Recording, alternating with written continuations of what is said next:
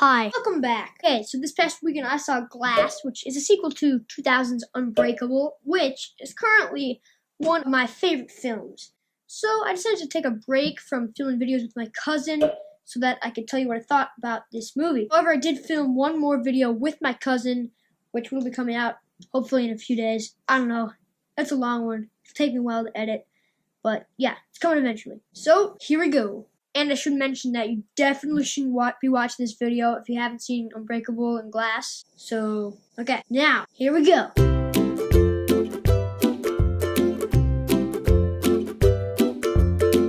Okay, Glass starts off by reintroducing us to two of the film's three main characters. David Dunn from Unbreakable and the Horde from Split. Like I said, I loved Unbreakable, and the twist at the end was one of the most shocking reveals I've ever witnessed. And it left me thinking and reevaluating everything I saw throughout the movie for days. However, I've not seen Split, but I have read like tons of summaries and seen like a bunch of clips and stuff, and I'm pretty sure I know pretty much everything that's happened in the movie, hopefully. As I was saying, the beginning of the film was very unrestricted setting-wise, and it gave us a really satisfying re-entry into this universe. However, once we got to the mental hospital thing, I don't think Shyamalan was able to do as much as he could have with these characters. It was all in one building, and I don't think that's necessarily always a bad thing. I just feel like he would have had more opportunities to do more if, it wasn't so restricted to, one place. Which leads me to my next point. That Bruce Willis's David Dunn was treated a little unfairly, and he was sidelined way too often to make room for the Horde and Mr. Glass. And this might sound really weird for me to say this after what I just said, but to be honest, I think Mr. Glass and the Horde are two more interesting characters than David Dunn, but he's still the main character of Unbreakable, so I think he should have had more time in the light. Sorry, I could not do that. So right now you may be thinking to yourself, wow, this guy really didn't like that movie. But you're wrong. Although I didn't exactly love what they did with David Dunn's character, other than, what they did with him, doubting if he was actually superhuman or not for a while, that was really cool and really well acted. Anyway, my point is that Mr. Glass and the Horde were done almost flawlessly. It was mind-blowing to see James McAvoy playing that many different characters at once, and it doesn't even seem possible to me. So many completely different characters, but he's playing them all, and he's switching between them in one take a lot. He's playing this character, and then he'll be playing this character. 3 seconds later, this character. It's crazy. Really get to see Mr. Glass be the true evil mastermind that he is. It's so cool to watch. And when I was watching him on screen, that's who I saw. I saw Mr. Glass. I didn't see Samuel L. Jackson, which, that tends to happen when you're watching Samuel L. Jackson. That's who you see. It's hard to, look past that and actually see the character.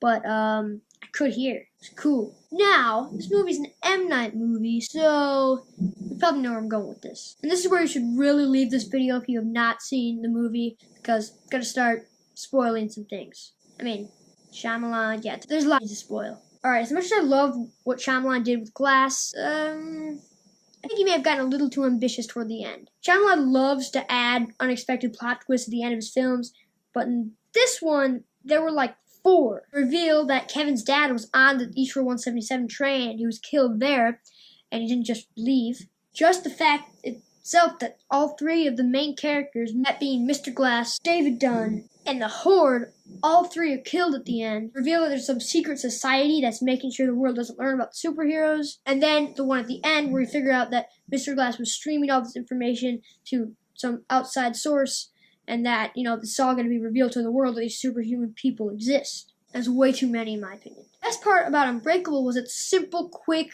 twist at the end that just took everybody off guard and no one saw coming. Notice the word simple in that sentence. That's really what I'm trying to say here. Shyamalan got too carried away and put too much into it.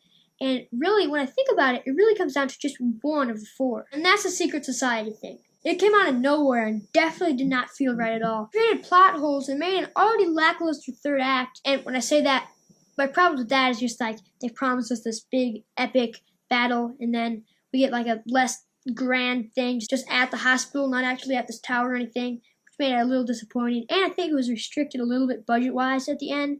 But, yeah, let's go back to what I was saying. It made that third act much too crowded. It didn't really fit right with what was going on, and I think Shyamalan just kind of, had that idea, and he kind of just forced it to the end of the movie because thought it was kind of cool. And to be honest with you, it's pretty cool. I that's kind of an interesting idea, but they didn't actually, have enough time left by that time in the movie to really explain everything and flesh it all out. And like compared to these other ones, it was definitely the weakest. Yeah, didn't fit right. But honestly, the other three, I guess, include just the fact that they all three end up dying. Sorry about the weird audio thingy that's gonna happen in about a second.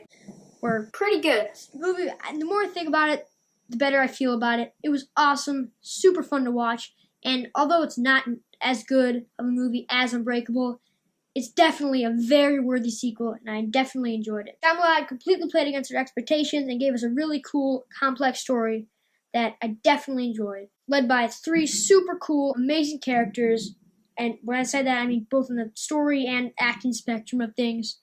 And yeah, it was good. Hey, thanks for watching. Hope you enjoyed. And this is actually my first completely scripted video, so it'd be cool if you could like tell me in the comments or something like what you thought about this one compared to the other ones. Like if you could tell I was reading off a script or what you thought about it. I don't know. Also, if you're not someone like I know, would you mind telling me how you found this video? That would also be helpful. And yeah, that's all I got for you today. So I'll see you next time. Goodbye.